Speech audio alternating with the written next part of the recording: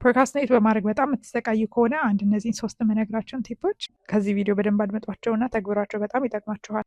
ሀይ ብሬክቲ ነኝ ከፕሮዳክቲቭ ሀበሻ። በእነዚህ ብሎጎች ውስጥ ህልማችሁን እንድታሳኩ፣ ህይወታችሁን በስርዓት እንድትመሩ የሚረዳችሁን ከኤክስፒሪየንስም ካነበብኩትም የማጋራችሁ ይሆናል።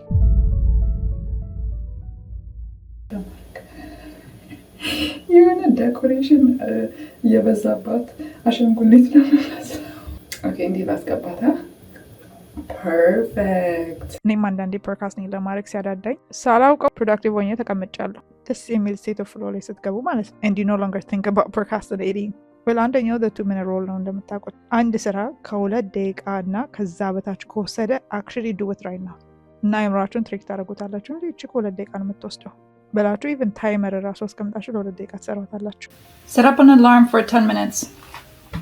በተለይ ይሄ ለስሞል ታስኮች ይጠቅማል። ላይክ ኢሜል ሪፕላይ ለማድረግ thank you for inviting me to share my knowledge and resources. Always happy to do that. Thank you Wengelite also.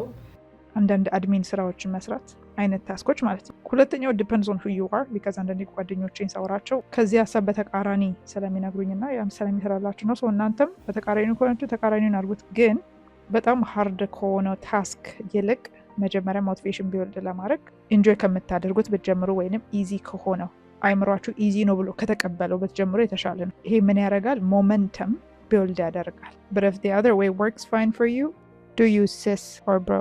ሶስተኛው ደግሞ በተለይ ADHD like ፓተርን ያላቸው ይጠቅማቸዋል which is ከሰው ጋር መስራት ማለት ነው። ለምሳሌ ማጥናት ከሆነ ከጓደኞቻችሁ ጋር ብታጠኑ፣ እነዛ ረባሾቹ ማለት አይደለም actually productive ከሆኑ ጓደኞቻችሁ ጋር or even in person እንኳን መገናኘት ባትችሉ በቪዲዮ ኮል ሁለታችሁም ኦን አድርጋችሁ ቪዲዮአችሁን መስራት ያለባችሁን በተሰሩ ይሄ የሚያቁነጠንጥ ነገራችንን ያቆምልናል። ያ ሰው አብሮን መኖሩ ሞር ፎከስድ እንድንሆን ይረዳናል። እስቲ እነዚህ መኩራቸውና ለሚነው ውጤታችሁን